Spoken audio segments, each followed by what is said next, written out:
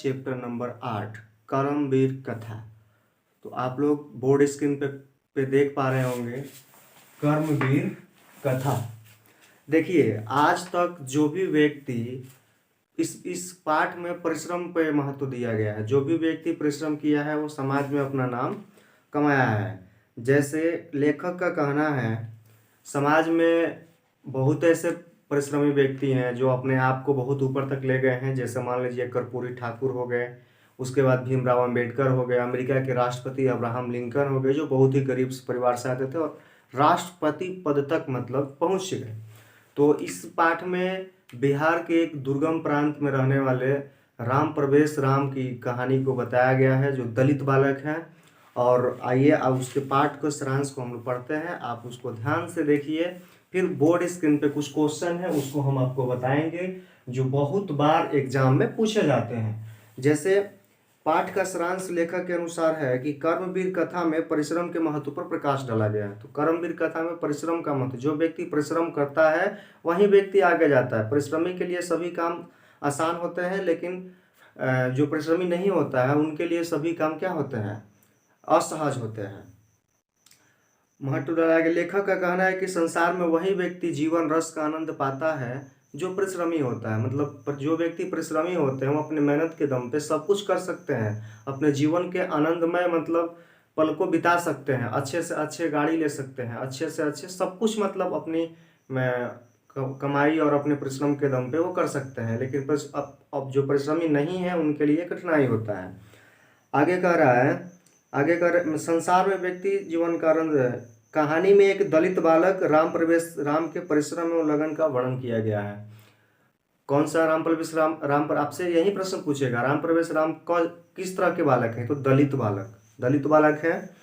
बिहार राज्य के दुर्गम क्षेत्र में भिखन टोला गांव है। मतलब आपसे क्वेश्चन पूछेगा कि राम प्रवेश राम किस गांव के रहने वाले थे? तो बिहार का दुर्गम प्रांत। जैसे मान लीजिए कि आपके यहाँ कोई ऐसा जगह हो जहाँ पे ना बिजली की सुविधा हो, न रोड की सुविधा हो, न अच्छी शिक्षा की सुविधा हो, इस प्रकार की मतलब व्यवस्था में, इस प्रकार की मतलब स्थिति में ये पढ़ करके और बहुत आगे तक मतलब पहुँचे।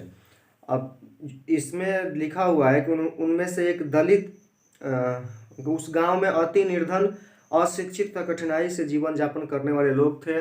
मतलब जो पढ़े लिखे नहीं थे उनका जीवन बहुत ही क्या कष्टदायक था। उनमें से एक दलित परिवार गांव से बाहर झोपड़ी में रहता था। झोपड़ी जर्जर होने के कारण मात्र धूप से रक्षा करती थी, वर्षा से नहीं। आप समझ लीजिए कि झोपड़ी ऐसी थी कि धूप से तो रक्षा कर सकती थी लेकिन बारिश होने पर रक्षा नहीं कर सकती थी। मतलब बिल्कुल झिलझिलाहट टाइप की थी। आप लोग देख पा रहे होंगे, मतलब आप अगर गांव से होंगे, मैं भी गांव से हूँ, तो कुछ ऐसे होता है कि मतलब जो पतले टाइप के अगर हम लोग उस पर क्या बोलते हैं फूस लगा देते हैं तो उससे तो हम धूप से बच जाते हैं, लेकिन बारिश से हम नहीं बच सकते हैं। इस प्रकार की उनकी स्थिति थी। उसके बाद लिखा हुआ है कि झोपड़ी जर्जर होने के कारण धूप से रक्षा करती थी, वर्षा से नहीं। उस परिवार में गृह स्वामी, पति पत्नी, पुत्र तथा पुत्री थे।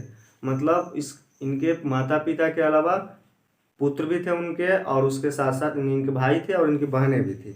उस गांव से करीब 1 कोस दूरी पर सरकार द्वारा एक प्राथमिक शिक्षा विद्यालय की स्थापना की गई। उस विद्यालय में नवीन दृष्टि वाले सामाजिक समरसता के पक्षधर एक शिक्षक आए। एक बार वह शिक्षक भिखन टोला देखने गए। वह खेल में मग्न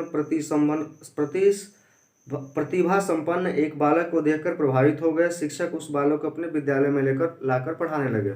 जैसे कभी क्या हुआ ना कि भिखन टोला गाँव में वहाँ पे समीप में कोई प्राथमिक विद्यालय सरकार द्वारा खोला गया। फिर वहाँ पे कुछ ऐसे मतलब शिक्षक आए, कुछ नवीन दृष्टि मतलब नए सोच के दृष्टि वाले एक शिक्षक आए, और ये बच्चे सब खेल रहे थे जिसमें राम प्रवेश राम भी थे। काफ़ी मग्न थे खेलने में। उन्होंने देखा कि ये बहुत ही मतलब प्रतिभाशाली क्या है बालक है, इसको लेकर के और विद्यालय में आए और पढ़ाने लगे। उसके बाद बालक भी उनकी पढ़ाई से उत्साहित होकर मन लगाकर पढ़ने लगा। बालक कौन था? राम प्रवेश राम। इस प्रकार अपने परिश्रम एवं लगन के फलस्वरूप उच्च माध्यमिक परीक्षा में उसने प्रथम स्थान प्राप्त किया और छात्रवृत्ति में महाविद्यालय में नाम लिखवाया।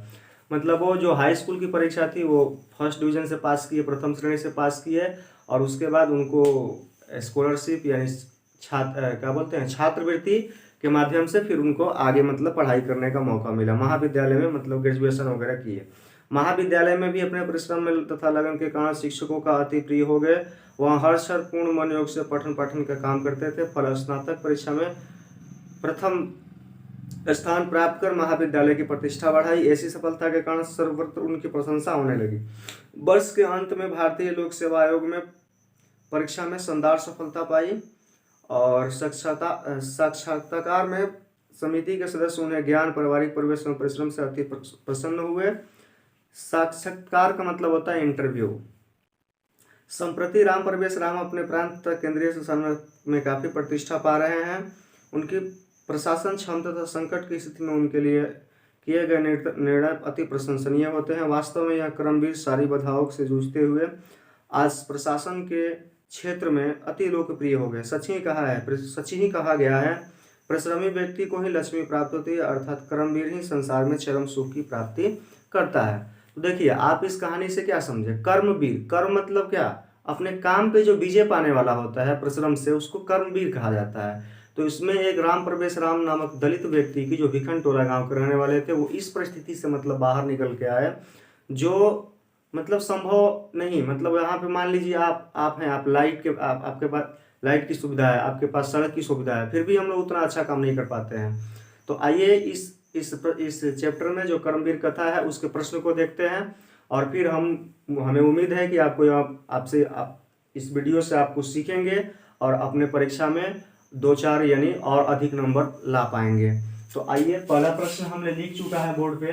बोर्ड का पहला प्रश्न है, राम परवेश राम का जीवन परिचय दे। राम परवेश राम का जीवन परिचय दे। तो देखिए, राम परवेश राम एक दलित बालक थे। राम परवेश राम का जन्म बिहार के दुर्गम प्रांत में हुआ था, जिस गांव का नाम भिखन टोला था। वहां पर एक दलित बस्ती थी जिसमें इनके पास रहने के लिए घर भी नहीं था और इनकी स्थिति काफ़ी दयनीय थी। और अपने कर्म के आधार पे, मतलब अपने कर्म और लगन के माध्यम से इन्होंने पूरे देश में अपना परचम लहराया। तो आप पहले प्रश्न का आंसर ऐसे लिख सकते हैं, भिखन टोला गाँव कैसा था? तो भिखन टोला गाँव बिहार के एक दुर्गम प्रांत था। दुर्गम प्रांत में रहने वाला एक छोटा सा गांव था जो दलित बस्तियों का था। वहां पे न सड़क की सुविधा थी और न ही शौचालय और न ही क्या बिजली की सुविधा थी। उसके बाद कर्मवीर का अर्थ स्पष्ट करें। कर्मवीर वही कहलाता है जो अपने परिश्रम और मेहनत के दम पे अपने कर्म के आधार पे अपने लक्ष्य को प्राप्ति कर लेता है और इन लक्ष्य पे विजय प्राप्त कर लेता है। उसी को लक्ष्मी प्राप्त होती है, आलसी को नहीं।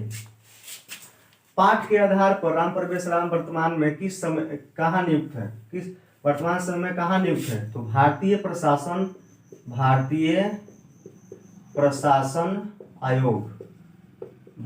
प्रशासन आयोग यानी पाठ के आधार पर राम परवेश राम वर्तमान समय में भारतीय प्रशासन आयोग में नियुक्त हैं और अपने क्षेत्र और अपने देश के लिए अच्छे काम कर रहे हैं।